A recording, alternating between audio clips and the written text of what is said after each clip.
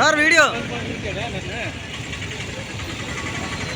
న్యాయవాదులు చేస్తున్న ఈ పోరాటంలో ప్రజలు మీరు కూడా పాలుభాగస్తులు కావాలని మేము కోరుతున్నాం. అలాగే మీరు మీ యొక్క హక్కుల్ని కాపాడడం కోసం, ప్రజల యొక్క హక్కుల్ని కాపాడడం కోసం ఈరోజు న్యాయవాదులందరూ కూడా ప్రజల యొక్క భూ హక్కులను కాపాడడం కోసం ఈరోజు అందరూ వచ్చి ఇక్కడ పోరాటం చేస్తున్నారు. మీ తరఫున న్యాయవాదులు మీకోసం మీకు ఒక అవేర్నెస్ తీసుకురావాలి.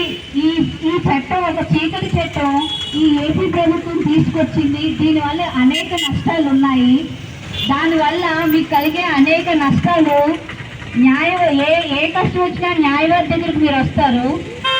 ఒక భూమి తాలూకు సంబంధించిన ఏదైనా ఇబ్బంది ఉందంటే న్యాయవాదులు మీకు రిలీఫ్ ఇవ్వడానికి ట్రై చేస్తూ ఉంటారు.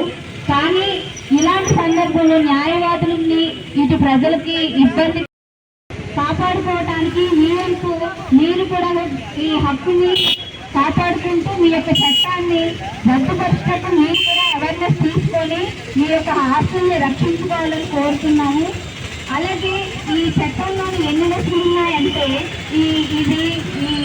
ఇంతకుముందు అలాగే 22 ఏళ్ళు తీసుకొచ్చి ఎన్నో ఇబ్బందులు పెట్టారు. అది ఇప్పటికీ చాలా మంది తీరా ఆ గవర్నమెంట్ చేతుల్లోకి వెళ్ళిన భూమిని తీసుకోలేక ఎంతో బాధపడుతున్నారు. అలాగే ఇప్పుడు వచ్చిన ఈ చట్టం కూడా ఈ టైటిలింగ్ యాక్ట్ ఏదైతే ఉందో భావితరానికి కానీ ఒక ఇబ్బందికరమైన ఏదైనా జరిగినా ఒక కక్షదారుడికి ఎంతో నష్టం కలుగజేస్తుంది. ఇదంతా గవర్నమెంట్ చేతిలోకి వెళ్ళిపోతుంది. ఒకవేళ గవర్నమెంట్ చేతిలోనే ఇవన్నీ చక్కగా జరిగి ఉంటే ఈ రోజు ఇన్ని కోర్టులు, ఇన్ని సమస్యలు, సివిల్ దావాలు ఉండేవి కాదు. ఎందుకంటే ఇలా జరుగుతుంది అంటే ఎన్నో అవకాశాలు గవర్నమెంట్ లో ఉన్నాయి కాబట్టి ఈ రోజు న్యాయస్థానంలో ప్రతి